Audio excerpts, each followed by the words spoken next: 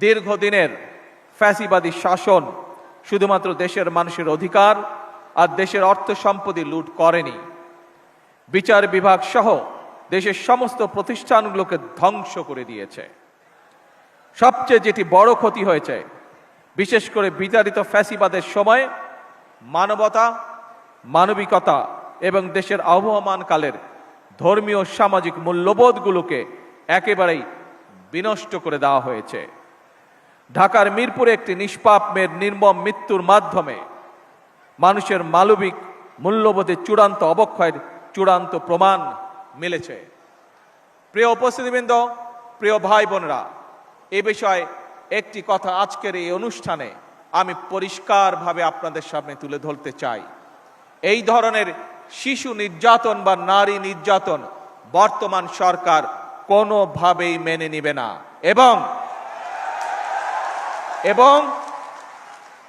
বর্তমান সরকার রামিসার এই হত্যাকারীর সর্বোচ্চ শাস্তি ইনশাআল্লাহ আগামী 1 মাসের মধ্যে নিশ্চিত করবে এবং সেই সর্বোচ্চ শাস্তি হচ্ছে মৃত্যুদণ্ড,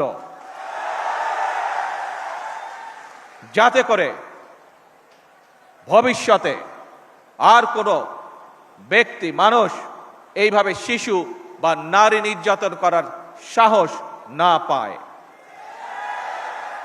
আগামী 25শে মে বাংলাদেশের মহান জনগণের পরম প্রিয়জন আমাদের জাতীয় কবি কাজী নজরুল ইসলামের 127তম জন্মবার্ষিকী। তার চির অম্লান স্মৃতির প্রতি জানাই গভীর শ্রদ্ধা এবং ভালোবাসা।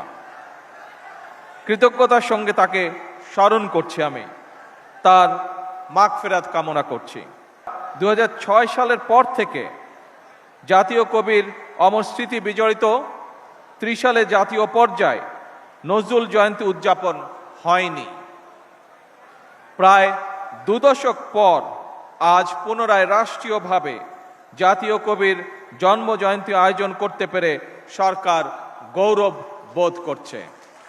এই প্রজন্মের অনেকেই হয়তো জানেন না, 1976 সালের ঢাকার সরোয়ার্দী উদ্যানে জাতীয় কবির নামাজে জানাজার পর কবির লাশবাহী খাটিয়া যারা কাঁধে করে বহন করেছিলেন তাদের মধ্যে অন্যতম ছিলেন শহীদ রাষ্ট্রপতি জিয়াউর রহমান। 1979 সালের 25শে মে জাতীয় কবির জন্ম জয়ন্তী উপলক্ষে ঢাকার ফার্মগেট থেকে ঢাকা বিশ্ববিদ্যালয় কবির মাজার পর্যন্ত অনুষ্ঠিত একটি র্যালিতেও অংশ নিয়েছিলেন শহীদ রাষ্ট্রপতি জিয়াউর রহমান। 30 সালে জাতীয় কাজী নজরুল ইসলাম বিশ্ববিদ্যালয় প্রতিষ্ঠা করেছিলেন দেশনেত্রী বেগম খালেদা জিয়া।